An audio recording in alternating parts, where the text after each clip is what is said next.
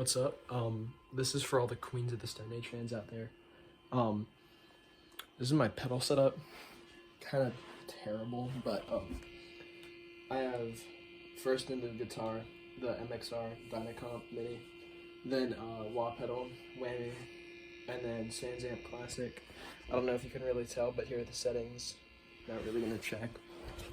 This is my tone demonstration for like Queens of the Stone Age stuff. If you like it, cool. If you don't, that's also cool. I don't really care.